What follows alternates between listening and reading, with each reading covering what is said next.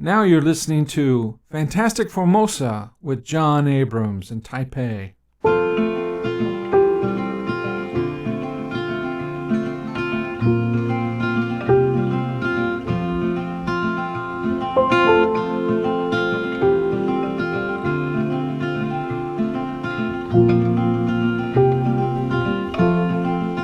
Hello, this is John Abrams, and this is Fantastic Formosa.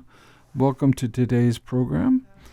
I have Jacey with me, and we're going to talk about my life, my early life when I arrived here in 1997, and how I made friends, and the culture shock of different ways of dating and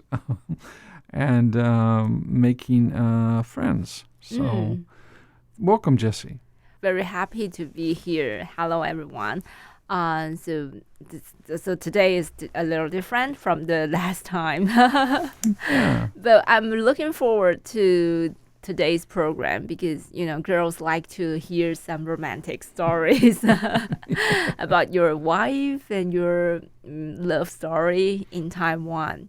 So even though I'm a guest, so I think I'm more like a audience to hear your story. Yes. Yeah. Well, we don't know each other very well. Mm-hmm. We just met a couple weeks ago, I think, and we had, of course, Christmas, and now we are here in January. Yes. And so it has been difficult to learn about you, Jacey. But what kind of I got here in 1997. And I didn't speak very good Chinese. I didn't speak any Chinese, actually. Until now. Well, I don't speak very good Chinese now. If you want to learn Chinese, this is a great place to do it. Wow. They have all kinds of Chinese language programs, and many people from around the world come here just to learn Chinese. Yeah, that's my question for you. So when you come to Taiwan at that time, 1997, I don't think at that time people speak English. I mean, generally speaking, not many people speak English. Is it hard for you to make friends, or what's the social life was like? Yeah, well, we didn't have the internet in 1997. We couldn't just Google the best bars or, the clubs to go to and meet new people. So there was newspapers. There was the China Post and Taiwan News, I think it was called. I can't remember. It might have been China News. But they had big advertisements in the back for bars and places to dance and all kinds of visa services. Because, I came here on a 5-year multi-entry visa good for 2 months. So that meant that I had to leave every 2 months. So that's so inconvenient. Well, yeah, it was. But there were tons and tons of advertisements in the back of the newspapers about flying to Hong Kong and flying back. That's all I had to do. Oh. It's called a visa run. Okay. And it had flights for 6,000 NT, which is about $200 US. Wow. Yeah, so you could fly there, go through immigration, get back on the same airplane. Twice a month? Once a month. Oh, once a month. Sorry, every 2 months. Oh, every 2 months. So the airlines made a lot of money on these visa runs. They would have entire airplanes full of people like me making visa runs to Hong Kong. And what we did, we just got through immigration, went through immigration, back on the same airplane, and flew back. And we could be back in like 4 hours. It was only 30 minutes to Hong Kong, but it took a while to process immigration. Yes. So it wasn't really a big deal. And I always loved Hong Kong. Sometimes I would just stay a little longer and I would just wander around town because I used to live there in the early 90s. So Yeah, but I normally just got back on the plane and came back. And back then, we didn't have a train that went to the airport. Mm-hmm. So we had to take a bus. And back then, the buses were kind of hard to get seated, and they were old. And so that was really the Crowded. only. Yeah, that was about the only inconvenient thing about these trips. So I saw an advertisement in the back of the newspaper, and I heard from other Americans that there was you could get, if you studied Chinese, Mm-hmm. and you got a letter that said you were studying Chinese for 20 hours a week, you could, you didn't have, you could get a visa exemption, and you didn't have to fly out. Oh, wow. Yeah. So you tried that? Yes, I did, and I was a bad man. I was very bad because the service was called Flag Visa Service. Uh-huh. And no, it wasn't called Flag Visa Service. It was called Flag Chinese School, Language School, Mm-hmm. and it's gone now. But I still have the name card. Mm. And I went in there, and there was a woman, a Taiwanese woman, and she had a Filipina secretary, and for 6,000 NT, she would type up this letter, Mm-hmm. and there was no classes, really. It was a fake school, completely fake. And it was around the school from the immigration office, right next to, actually, Okay, uh-huh. 5-minute walk to the immigration office. And I would go it was actually the police. The police handled immigration. So it was the Foreign Affairs Police Department you had to go into. And I would go in there with this paperwork, and they would give me an extension, they call it. And they look at me and they test me, see if I spoke Chinese. Oh, I don't know that. I'm still working on book 1. Mm-hmm. And they laugh at me, and they knew it was fake. Well, fortunately, after 6 months of that, I decided to get a job, real job, and get a work visa. Yes. So I was fortunate because the police did raid the school, and they had over 200 students listed on there, and they had no classrooms, and they arrested all of the students. Yeah, and made them pay a fine, and some of them they kicked out of Taiwan. Oh, wow. Yeah, some of them had been using the school for many years and still didn't speak Chinese. So I was very lucky to have left the school. So that's I'm sort of a bad man for using this service. So everyone knew it. It was what we call an open secret. Mm-hmm. Even the Foreign Affairs Police Department knew about it. But so I don't know what was going on. It was a very strange experience. But today it's a very nice, the Foreign Affairs Police no longer handle this the immigration. Mm-hmm. And they have a very friendly office you go into, and they have multiple language help desks in various language. Have Vietnamese, even have Cambodian and Malay. And wow, Cambodian, I have no idea, So they're so friendly. It's nothing like the Foreign Affairs Police.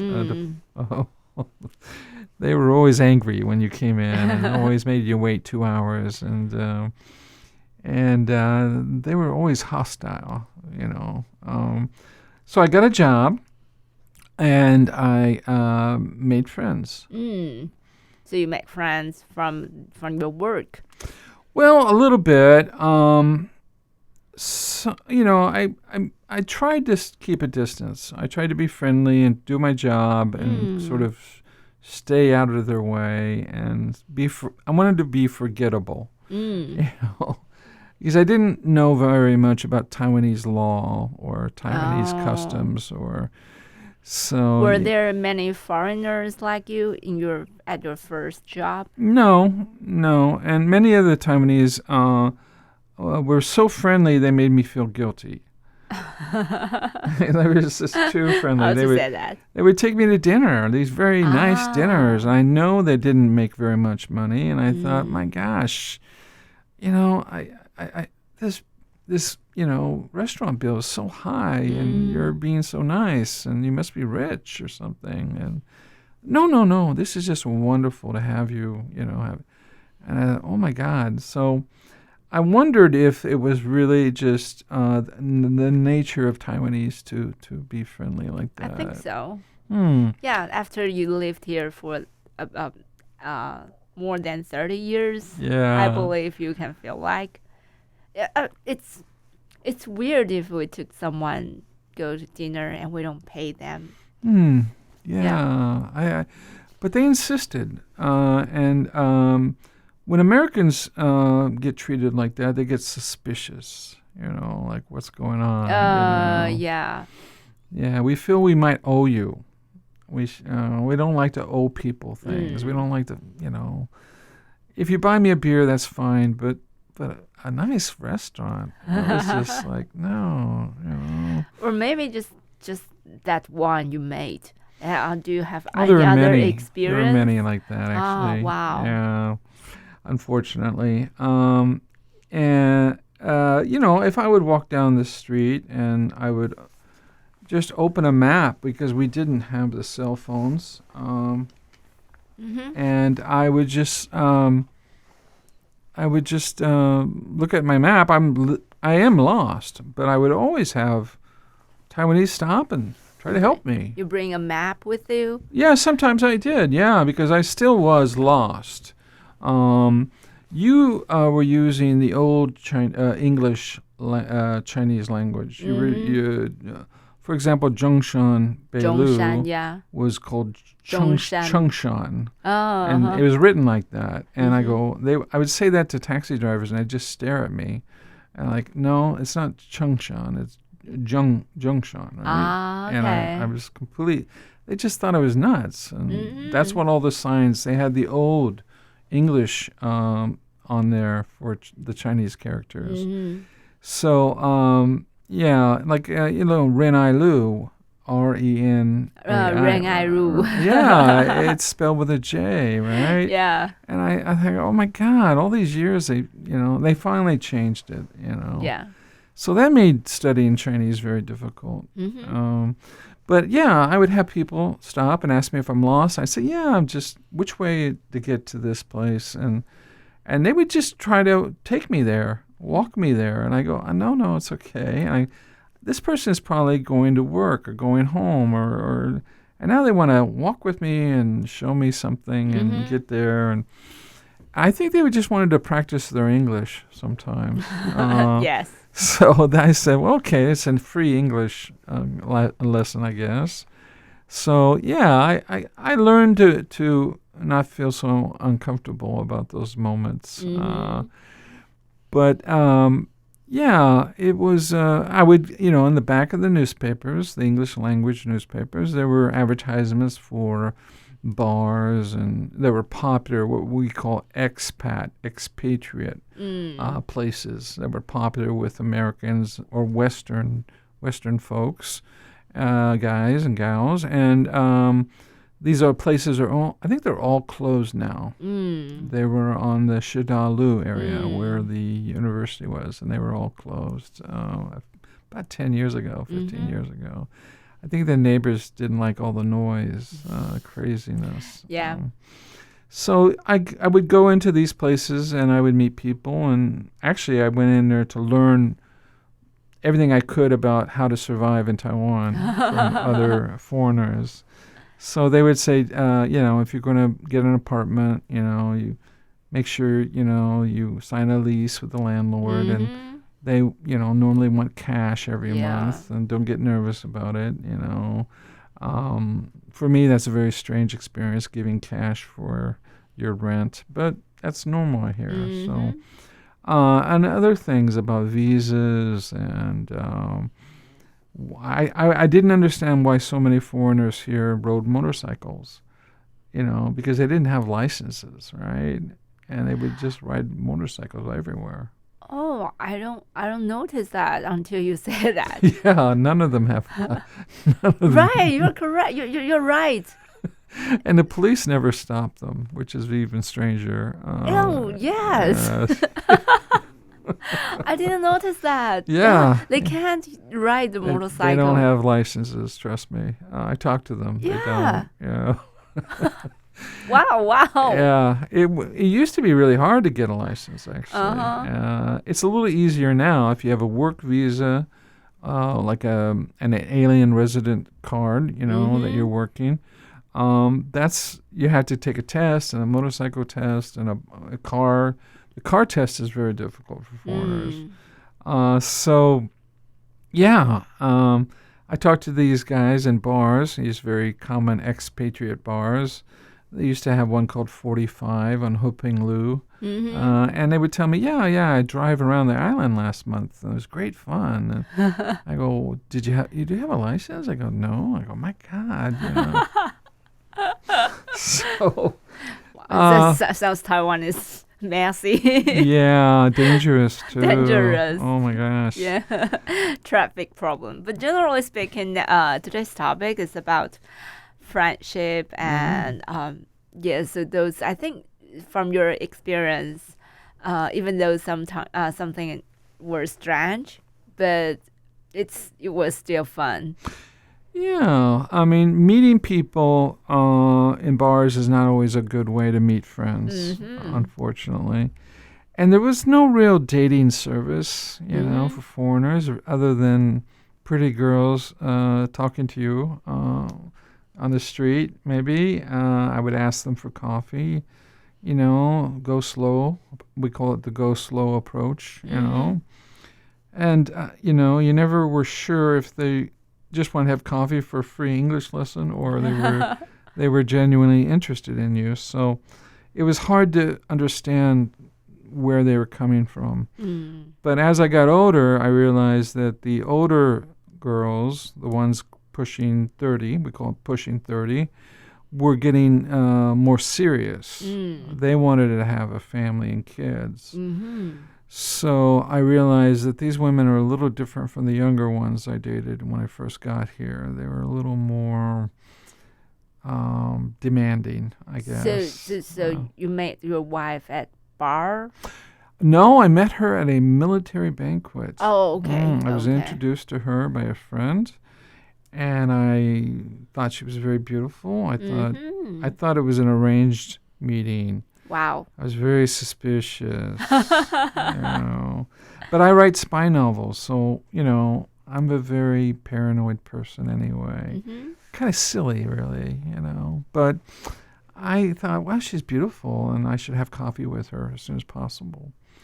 So I had coffee with her, and very nice, and then a few days, And she said, no, I just want the ring. And, I go, okay, just want the ring. That's fair. And other things, of course.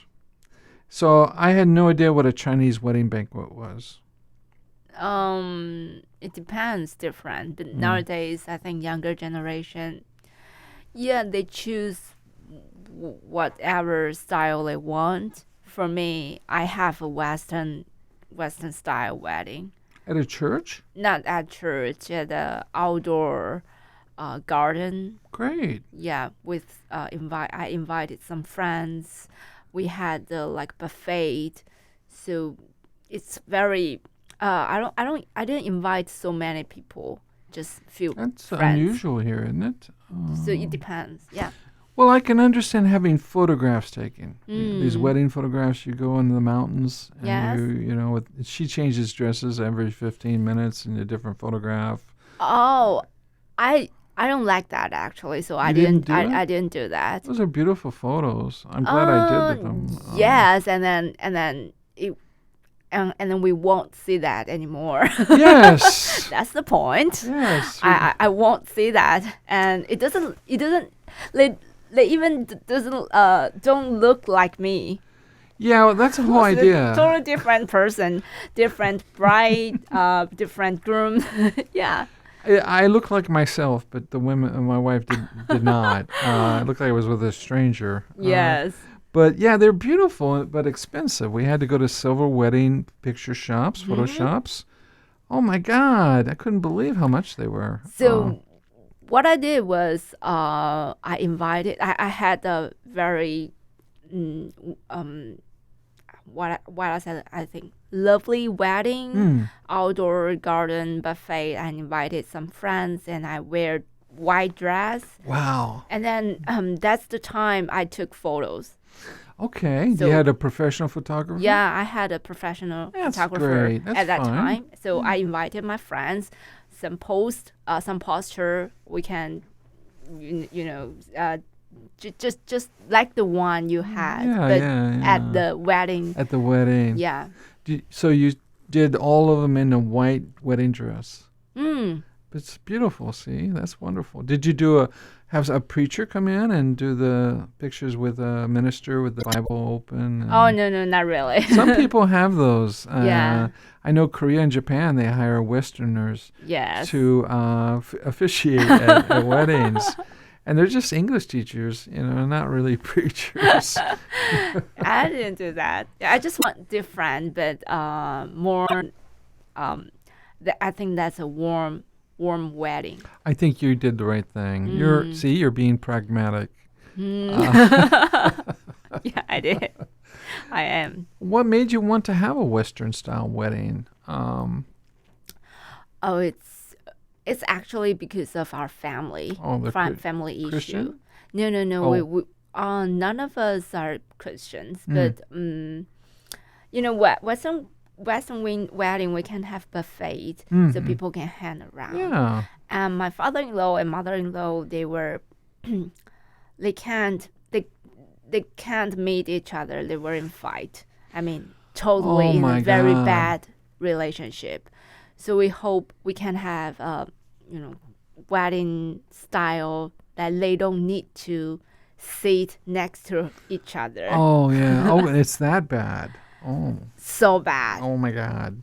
Yeah. Oh my God. Well, that sounds like my step parents, or my father-in-law and mother-in-law. They don't live together, and they hate each other. They hate So, it. Yeah, they hate each other. I don't know why. But they can't show to others. I can't Yes. speak to others. So that's the style. I think that the wedding style is perfect for us. They can hang around. They can. Yeah. Even the couple can hang around. So there's no like rule. Chinese wedding we have a rule. Parents sit next to each other and blah blah blah. Yeah. Well, that was exciting. Well, I'm sorry we couldn't talk more about it. We have to end our program today. I hope you enjoyed Fantastic Formosa with John Abrams and Jacey, and have a great day. Yeah, me too. So I hope we can, continue this conversation maybe next time. I hope so too. That'd be just fun. It's a fun conversation. Yeah. Okay, see you. See you. Bye-bye. Bye-bye.